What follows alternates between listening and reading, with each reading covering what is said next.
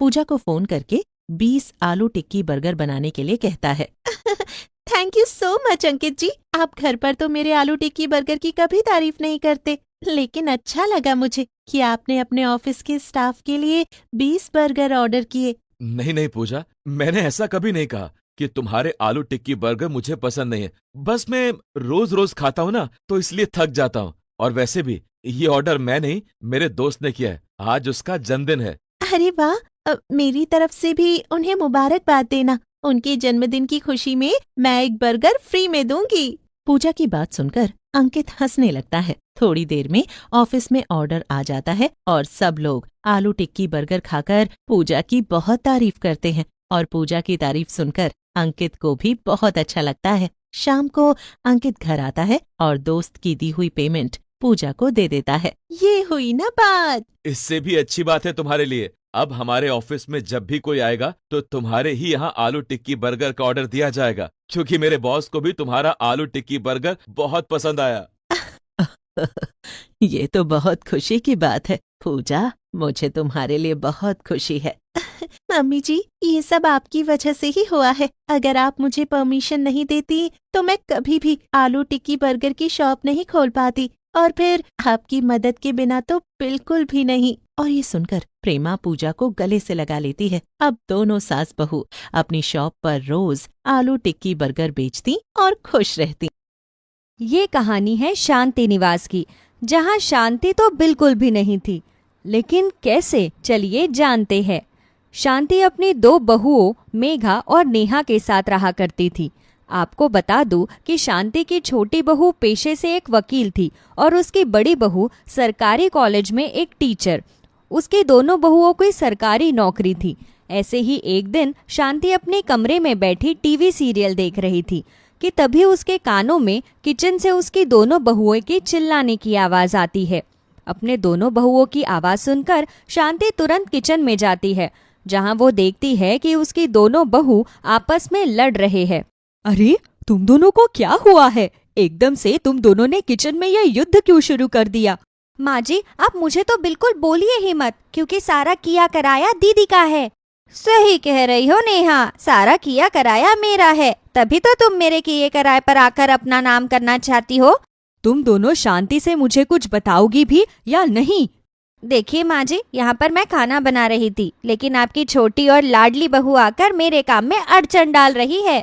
बीच में बोलने के लिए माफी चाहूंगी, लेकिन मैं आपको बता दूं कि मैं आपको अड़चन में डालने नहीं आई थी। और माँ जी, खाना दीदी नहीं बल्कि मैं बनाने के लिए आई थी, लेकिन मैं किसी काम से अपने कमरे में चली गई क्योंकि मेरे पास एक केस की फाइल आ गई थी और मुझे उस फाइल को पढ़ना था।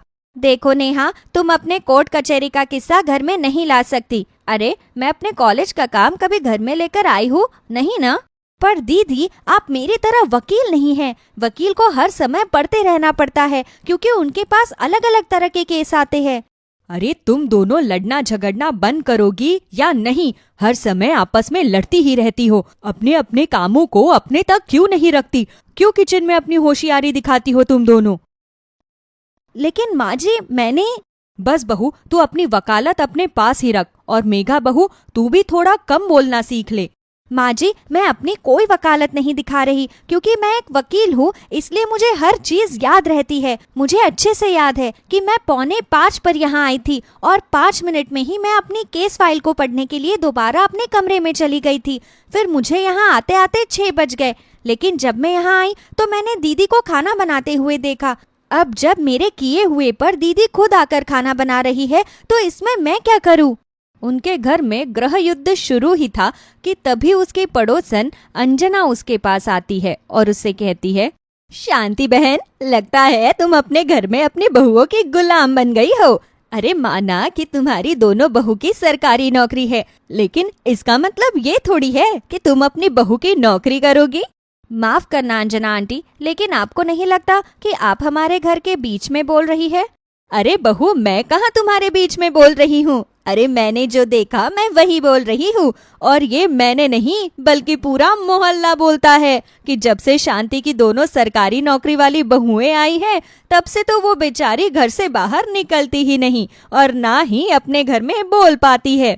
आंटी जी, मुझे मोहल्ले का तो पता नहीं, लेकिन अभी मैंने आपको बोलते हुए देखा है। क्या आपको नहीं पता कि दूसरों के घर में बोलने पर आपके ऊपर केस दर्ज हो सकता है? नेहा के मुंह से ऐसी बात सुनकर अंजना चुप हो जाती है। अरे अरे, ऐसे कैसे केस दर्ज हो जाएगा? मैं तुम्हारे बीच में कुछ बोल थोड़ी ना रही हूँ, मैं तो बस बता रही हूँ। आप हमें कुछ ना ही बताए तो ज्यादा अच्छा है, क्योंकि हम अच्छे से जानते हैं कि हमें क्या करना चाहिए। और वैसे आप यहाँ किस लिए आई थी, जरा ये भी तो बता दीजिए। मैं तो बस थोड़ी सी चीनी मांगने आई थी। तुम्हारे घर में कलेश होता देखा तो सोचा ना ही लूं भाई, क्या पता कल को तुम चीनी मांगने पर भी मेरे ऊपर केस दर्ज कर दो। वैसे भी तुम खुद एक वकील हो, अपने घर वालों का खुद केस लड़ने लगोगी और हमारा पूरा घर जेल में चक्की पीसेगा। आंटी आप यहीं रुकिए, मैं अभी आपके लिए चीनी लेकर आती हूँ। इतना बोलकर मेघा किचन से चीनी लेकर आती है और अंजना को दे देती है। अंजना के जाने के बाद मेघा हंसते हुए नेहा से कहती है, नेहा, तुमने आंटी को डरा क्यों दिया? उन्हें डराना बहुत जरूरी था, क्योंकि मैंने देखा है कोई कुछ बोले या ना बोले वो लोगों के घरों में जरूर बोलती है और घर में फूट डालती है। उनका मुंह बंद करने के लिए कुछ ना कुछ तो करना ही था, इसलिए मैंने अपने दिमाग का इस्तेमाल किया। ठीक है, इन बातों को खत्म करो और चलो सीरियल देखने। मेरा सीरियल खत्म होने वाला है। माँ जी, आप दोनों जाइए, मेरे पास एक नया केस आया है, मैं उसके बारे में थोड़ा पढ़ लेती हूँ। इतना बोलकर शांति और मेघा टीवी सीरियल देखने चली जाती है, तो वहीं नेहा अपने नए केस की जानकारी निकालने के लिए उस फाइल को पढ़ने चली जाती है। समय गुजरता है और गुजरते समय के साथ शांति के घर में आए दिन दोनों देवरानी जेठानी के बीच में किचन को लेकर कलेश होता रहता है। ऐसे ही एक दिन नेहा किचन से अपनी सास और जेठानी को आवाज लगाती है, माँ जी, दीदी, जरा यहाँ आइए। एक बार फिर नेहा की आवाज सुनकर शांति और मेघा किचन में जाती है, जहां वो दोनों नेहा को किचन में कुछ डब्बों के साथ देखती है। अरे बहू, अब तो इन डब्बों के साथ क्यों खेल रही है? तू वकील है, वकील। इन डब्बों के साथ खेलना बंद कर। एक वकील को डब्बों के साथ खेलना, वो भी बच्चों की तरह, शोभा नहीं देता। माँ जी, मैं डब्बों के साथ खेल नहीं रही हूँ, बल्कि मैं आपको ये बताना चाह रही हूँ कि इन डब्बों के मसाले कहाँ गए। अभी कुछ दिन पहले ही तो मैंने घर में मसाले भरवाए थे। तुम कहना क्या चाहती हो नेहा कि डब्बों के मसाले मैं खा गई? अरे वो मसाले है, जाहिर सी बात है खाने में ही डले होंगे ना। दीदी, आप क्यों इतना भड़क रही है? मैंने तो आपका नाम ही नहीं लिया। इससे तो साफ जाहिर है कि इन मसालों को किसी और ने नहीं बल्कि आपने खत्म किए हैं। एक मसाले के पीछे शांति के घर में एक बार फिर से लड़ाई हो जाती है। ये देख शांति को बेहद गुस्सा आता है, लेकिन वो अपना गुस्सा कंट्रोल कर लेती है और चुपचाप वहां से चली जाती है। नेहा अपनी वकालत किचन में दिखाती है, तो नेहा की वकालत से परेशान मेघा और शांति आपस में बैठकर बात करते हैं। माँ जी, नेहा ने हद पार कर दी है। ठीक है, माना कि वो एक वकील है, उसका शार्प माइंड है, लेकिन इसका मतलब ये नहीं है कि वो वकालत घर में या किचन में दिखाएगी। अरे किचन में सामान आता किस लिए है? अगर उस पर भी रोक टोक रहेगी तो ऐसा कैसे चलेगा? बता तो बिल्कुल सही कह रही है तू बहू, लेकिन मैं कर भी क्या सकती हूँ? तू भी तो कम नहीं है। माँ जी, मैं जैसी भी हूँ, लेकिन मैं खाने पीने के मामले में ऐसी नहीं हूँ जैसी नेहा है। माँ जी, हमें नेहा को सबक सिखाना होगा। हमें उसे ये बताना ही होगा कि वो हर समय वकील नहीं बन सकती। उसकी एक अलग दुनिया है, उसका खुद का एक परिवार है। वो ऑफिशियल लाइफ को घर में नहीं ला सकती। तू बिल्कुल सही कह रही है बहू, लेकिन मुझे समझ नहीं आ रहा कि इसकी अकल ठिकाने लाए तो लाए कैसे। मेरे पास एक आइडिया है। इतना बोलकर मेघा अपनी सास के कान में कुछ फुसफुसाती है और वहां से उठकर चली जाती है। रात को जब नेहा कोर्ट से घर वापस आती है तो वो देखती है कि घर में अब तक खाना नहीं बना। ये देख नेहा अपनी सास शांति के पास जाती है। माँ जी, रात के 9 बज रहे हैं, लेकिन खाना अब तक नहीं बना। आज घर में खाना बनेगा या नहीं? यही तो मैं तुझे पूछना चाह रही हूँ कि आज घर में खाना बनेगा भी या नहीं। अगर तू इसी तरह से लेट आती रहेगी तो घर में खाना कब बनाएगी?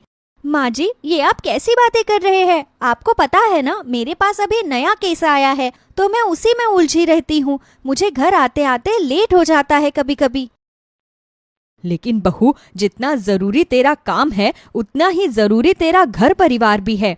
वो मुझे अच्छे से पता है, लेकिन दीदी भी तो घर में रहती है। वो क्या करती है? अरे वो भी तो खाना बना सकती है ना। लेकिन क्यों? वो क्यों बनाएगी खाना? अरे लेकिन जब वो खाना बनाती है तब तो कभी तेरे किचन में मसाले खत्म हो जाते हैं तो कभी तेरे किचन में कुछ और हो जाता है। घर में कलेश ना हो इसलिए मैंने इस घर का काम बांट दिया है। अब से चाहे सुबह हो या शाम किचन को तू ही संभालेगी। अपनी सास की बात सुनकर नेहा बहस करने लगती है और चुपचाप खाना बनाने लग जाती है। रात के 11:30 बज जाते हैं। तब नेहा सभी को खाना खाने के लिए बुलाती है, लेकिन कोई भी नहीं आता। आधे घंटे बाद शांति गुस्से में नेहा के पास आती है और उसके ऊपर भड़कते हुए कहती है, बहू, आज रात तू हमें खाना खाने को देगी या भूखी मारेगी? अगर तू हमें खाने को नहीं दे सकती तो साफ साफ बता दे, मैं बाहर से कुछ मंगवा लूंगी। लेकिन माँ जी, मैंने तो आप सभी को खाने पर बुलाया था, पर आप में से कोई भी नहीं आया। मैं यहाँ तेरे कोर्ट की कोई जज नहीं हूँ जो तेरी बात सुनूं। तू झूठ पर झूठ बोले और मैं तेरे झूठ पर पर्दा डालती रहूं। इतना बोलकर शांति वहां से जाने लगती है, पर तभी वहां पर मेघा आती है और अपनी सास को समझाकर खाना खाने को कहती है। इस तरह रात के 12 बजे सभी लोग खाना खाते हैं। समय गुजरता है और शांति नेहा के लिए स्ट्रिक्ट हो जाती है। शांति का ऐसा कठोर व्यवहार देखकर नेहा भी अब अपनी सास को शिकायत का कोई मौका नहीं देती, लेकिन उसके बाद भी शांति नेहा पर भड़कती रहती। ये देख नेहा को काफी दुख होता है, तो नेहा को इतना दुखी देख मेघा उसके पास जाती है। वो उसको समझाते हुए सारी बात बताती है। नेहा, तुम ही देखो, इतना कुछ होने के बाद भी माँ जी कुछ नहीं कहती थी, लेकिन तुम ना तो खाना बनाना चाहती थी और ना ही किचन का सामान खत्म होने देना चाहती थी। ऐसे घर नहीं चलता। तुम्हें लगता था कि मैं चीजें बर्बाद करती हूँ, लेकिन ऐसा कुछ नहीं है। दीदी, मुझे आपकी बात समझ आ गई है, लेकिन अब जब मैं घर में खाना बनाती हूँ तो मुझे पता चल रहा है कि खाना बनता है तो वहाँ सामान भी खर्च होता है। मैंने अपनी वकालत किचन में छोड़ दी है, लेकिन फिर भी तुम चिंता मत करो नेहा, माँ जी तुमसे नाराज नहीं है, बल्कि वो तुम्हें सबक सिखाने के लिए स्ट्रिक्ट हुई थी। एक बार तुम माँ जी को सॉरी बोल दो, उसके बाद देखो सब कुछ नॉर्मल हो जाएगा। जैसा मेघा कहती है वैसे ही नेहा करती है, जिसके बाद सब कुछ नॉर्मल हो जाता है। नेहा की सास उसे माफ कर देती है और इस तरह सब कुछ पहले की तरह बिल्कुल ठीक हो जाता है।